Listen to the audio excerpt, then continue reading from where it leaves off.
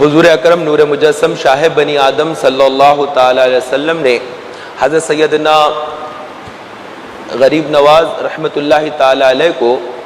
ہند کی سرزمین پر جانے کا اشارہ دیا، حکم فرمایا۔ سیدنا غریب نواز رحمۃ اللہ علیہ اجمیر معلیٰ کی طرف تشریف لائے۔ بڑا لمبا سفر تھا۔ پاکستان کا وہ علاقہ جو آج کہلاتا ہے، ادھر لاہور داتا گنج علی حجویری رحمۃ اللہ تعالی علیہ کی بارگاہ میں حاضری دیتے ہوئے وہاں سے پھر دہلی کی طرف یہ قافلہ آیا۔ تو غریب نواز جب ہندوستان کی طرف آ رہے تھے تو اس وقت آپ کے ساتھ تقریباً 40 آپ کے مریدین بھی تھے جو آپ کے ساتھ آ رہے تھے۔ یہ وہ لوگ تھے جب ہندوستان کی سرزمین پر آ رہے تو جہاں پر وقت ہو جاتا نماز کا وہاں پر رک جاتے اور یہ اذان کہا کرتے تھے۔ تو ہندوستان کی سرزمین پر اذان کی صدائیں بلند ہونے لگی، ریگستاروں کے اندر، جنگلوں کے اندر، پہاڑیوں کے اندر جہاں پر ٹھہرتے وہاں پر اذان کہا کرتے، وضو کرتے اور نماز وقت پر ادا کرتے۔ اس طرح سے اللہ اکبر کی صدائیں اور اللہ کے ذکر کے ساتھ یہ قافلہ، مبارک قافلہ ہندوستان کی سرزمین پر حاضر آیا، اور اس کے بعد دہلی کی طرف ہوتا ہوا پھر اجمیر کی طرف روانہ ہوا۔ یہ جہاں جہاں پڑاؤ کرتے لوگ انہیں دیکھ دیکھ کر ان کی دعوت اور تبلیغ سے متاثر ہو کر ان کے اچھے اخلاق، ان کے اچھے کردار، ان کے اچھے اوصاف اور ان کی پیاری اور حسن والی میٹھی شیریں کلامی سے متاثر ہو کر داخل اسلام ہوتے۔ یہ غریب نواز کا فیضان ہے جو ہندوستان کے اندر اسلام پھیلا ہوا ہے۔ حالانکہ اس سے پہلے بھی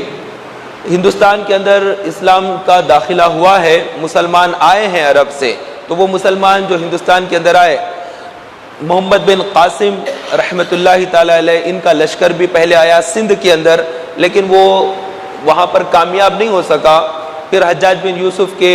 انتقال کے بعد اس قافلے کو واپس بلا لیا گیا، پھر سندھ پر مسلمانوں کی حکومت باقی نہیں رہی۔ صحابہ کے فوری بعد کا یہ واقعہ تھا، لیکن ایک لمبا پیریڈ اس کے بعد اسلام نہیں آیا، اور پھر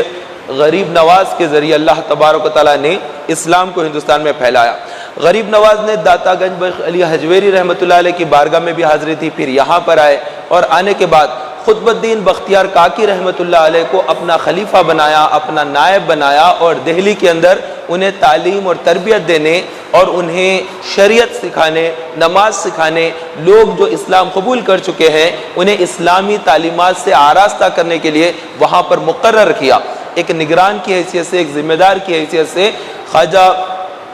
بختیار کاکی رحمۃ اللہ علیہ کو وہاں پر نامزد کیا، وہاں پر انہیں تعلیم دینے کے لیے مقرر کیا، اور پھر آپ اجمیر کی طرف تشریف لے گئے۔ اس طرح سے چشتیہ سلسلے نے اسلام کی دعوت اور تبلیغ کا بہت اہم کردار ہندوستان میں نبھایا ہے۔ اور اس کے بعد پھر خواجہ بختیار کاکی رحمۃ اللہ تعالی علیہ کے خلیفہ حضرت نظام الدین اولیاء رحمۃ اللہ علیہ، جنہیں محبوب الہی کے نام سے پکارا جاتا ہے، یاد کیا جاتا ہے، تو نظام الدین اولیاء رحمۃ اللہ علیہ انہوں نے خلافت کی ذمہ داری سنبھالی، یہ خلیفہ ہوئے، اور اس کے بعد انہوں نے دعوت اور تبلیغ کا کام کیا، اور بہت ہی بھاری انداز میں کیا۔ لوگ جوخ در جوخ داخل اسلام ہوا کرتے تھے۔ ان کا کم کھانا، ان کا کم پینا، ان کا کم سونا، ان کا کم گفتگو کرنا، اور بہت زیادہ اللہ کو یاد کرنا، بہت زیادہ اللہ کا ذکر کرنا، اور لوگوں سے بھلائی والی بات کرنا، لوگوں کے ساتھ معاملہ بہت اچھا رکھنا، یہ ان کے اوصاف حمیدہ تھے۔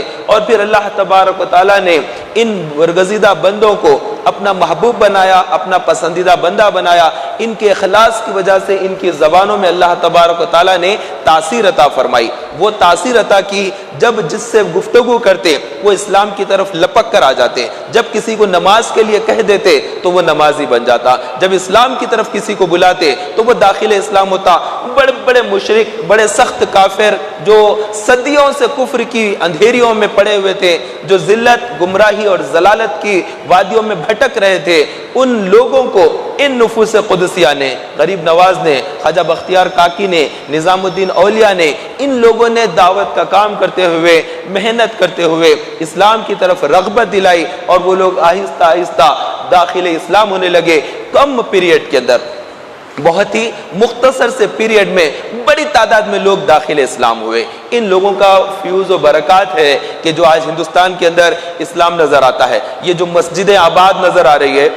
یہ جو لوگوں کے سروں پر ٹوپیاں نظر آتی ہے، چہروں پر داڑھیوں کا نور نظر آتا ہے، یہ سب کیسے ہوا؟ یہ ان لوگوں کی کوششیں، ان کی کاوشیں، اور پھر اللہ تبارک و تعالیٰ کی عنایت خاص تھی کہ ہندوستان کی سرزمین پر اسلام پھیلا۔